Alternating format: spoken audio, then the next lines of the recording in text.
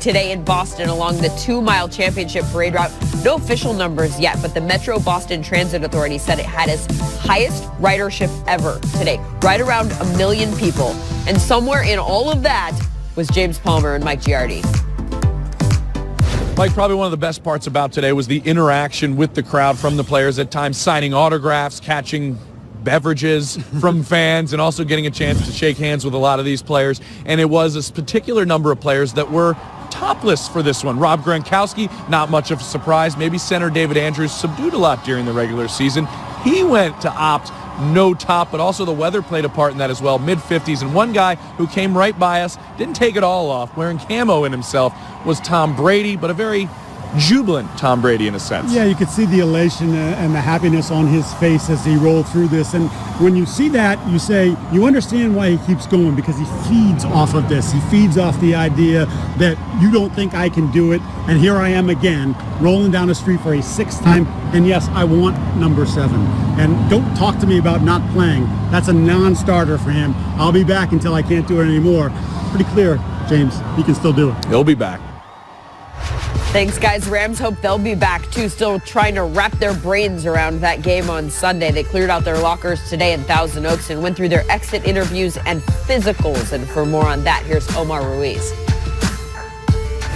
As the Rams cleaned out their lockers a couple days after losing the Super Bowl, questions remained for Sean McVay about what happened to Todd Gurley the last couple games of the season. I think the ideal scenario, that we had gone into the playoffs with was what you saw in Dallas, where it was both of those guys getting involved. And when we kind of had that approach, and then you're limited with the amount of carries that you end up getting off or the way that a game plays out, that's just kind of what the result was. Whether it's play calls, decision makings, when it doesn't work out the way you want, there's always that element of second guessing. While Gurley declined to speak with reporters Tuesday, Sean McVay did say there are no procedures planned for Gurley's knee, nor are there any hard feelings involved with Gurley other than the disappointment of the team losing the game.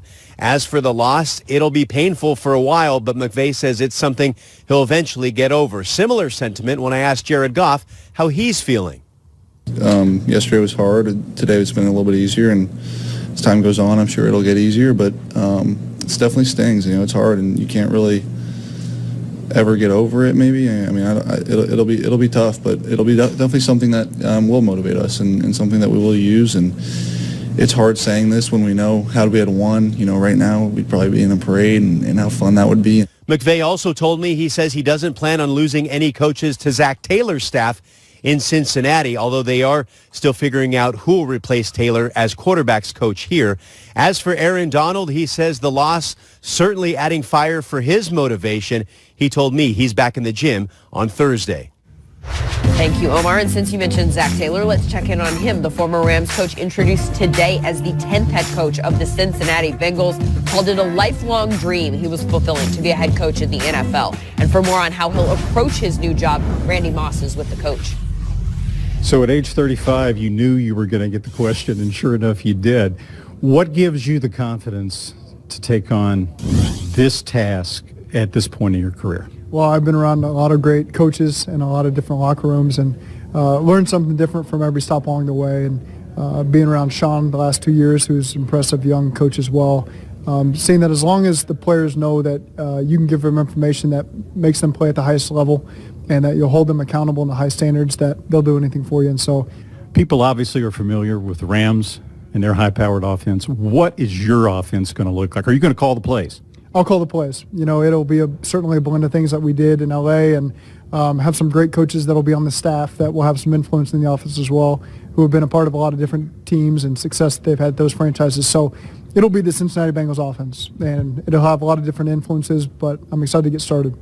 When you were here 3 years ago as the offensive coordinator at the University of Cincinnati, could you have ever dreamed that you'd be here right now in this spot? I certainly always dreamed of being an NFL head coach. You can never predict when it's going to happen or if it'll happen, but certainly excited. God works in some crazy ways sometimes, and so you just got to be ready when the opportunity presents itself. And I felt like I was, because I've been around some great teachers who have helped me along the way, and so excited to get started on this new opportunity.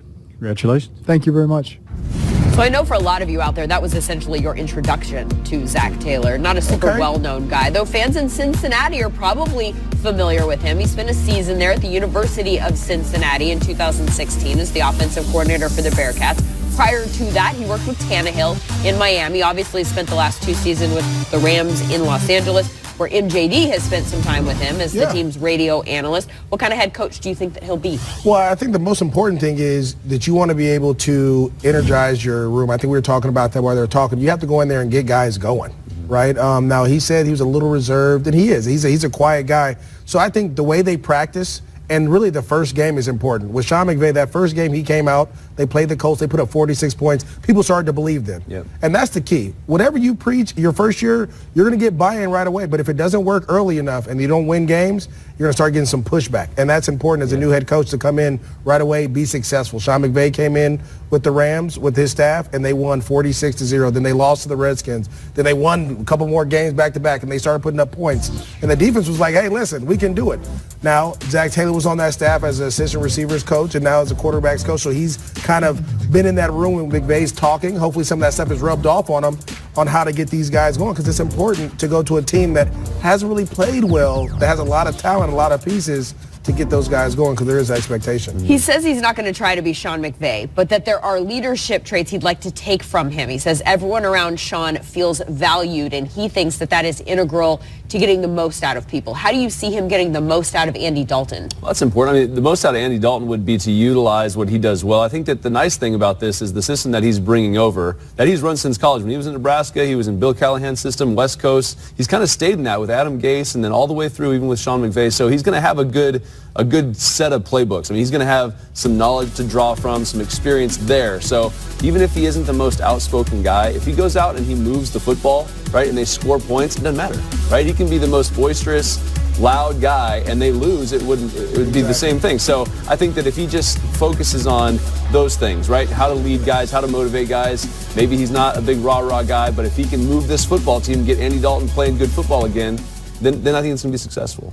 Zach Taylor introduced today as Bengals head coach. Dolphins introduced their new coach yesterday. That's Brian Flores, who spent Sunday calling the Patriots' defensive plays in the Super Bowl against Taylor's Rams. His career path, super interesting. He started with the Pats as a scouting assistant in 2004, and he has worked his way up the ranks, as you see there. Now he's the Dolphins' 10th head coach since that time that he joined the Patriots as a scouting assistant in 2004, including interim coaches. They've missed the playoffs now 15 times in the last 17 years. How does he turn that around? I think that you talk about when he's going to bring his system, right? What he did on Sunday against the Rams. Even on offense, he's going to bring, his guys. Wide receiver coach from New England is going to come down there possibly and be the OC there. So I think that when you look at that, the question mark here is your quarterback. Because I think that Brian Flores is going to have a good plan to stop Tom Brady trying to win this division.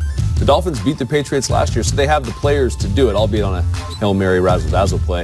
But I think the quarterback is the biggest question here. You got to find out who your guy is, because Ryan Tannehill really isn't in Tom Brady's mold. And if you're going to run that type of offense, I just don't know if it's the right fit. I think you're going to have to go maybe find maybe even a Joe Flacco, right? And bring him down there. He's had success doing that kind of thing, right? At the line of scrimmage, field general type. We can run any type of offense. If that's really the mold that Brian Flores is in, you're going to have to go get a guy like that. Can I just say, if the Dolphins want to beat the Patriots, might as well move out of the division. Go on somewhere else. Because it's tough, man. You talk about it. It's tough to win it right now the way Tom's playing. He's been in the building since 2004. He knows all those tricks. Yeah, but you don't got the play. You don't have. The Patriots weren't always the Patriots. The right people come in and build something up. You better hope you pick a guy at 199 then. I mean, it was just a couple of years ago that the Rams were at the bottom of everything, and now they have Sean McVay and Jared Goff, and they're in the Super Bowl. Okay, now that the jobs are filled, all of the head coaching jobs are filled, is there anyone out there that you wish had been considered that wasn't? You know what? My guy, Eric Bieniemy, I felt like he deserved the opportunity. He didn't get a great chance.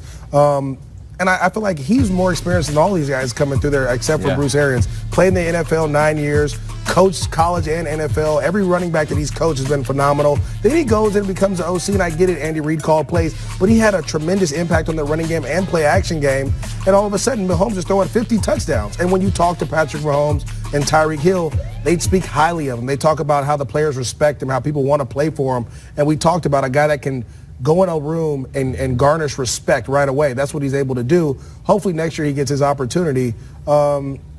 I ain't gonna, where's my single? I'm not going to go coach with you. I won't come coach with you. Are you asking for a job right now? No, I'm telling you, I won't do it. So don't sometimes people say that. No, David, he's turning down the job that wasn't offered to him. So you can put that on your resume. That makes sense. I like Eric. I think his offense would be a lot of fun. I think, and exactly right. He has the experience. He played. I think he would garner the respect as soon as he walked in the room. I hope that it's just a fact that he just said, you know what, maybe those options that are out there aren't the ones I want. Right. I hope that's what it is. Well, he kept this guy in line when he was in college. So, I mean, if you could do that. We were balling, though. Easy sailing. We were balling back then. After the break, we're going back to backs. Why was Sony Michel so successful? And why were Todd Gurley and C.J. Anderson so not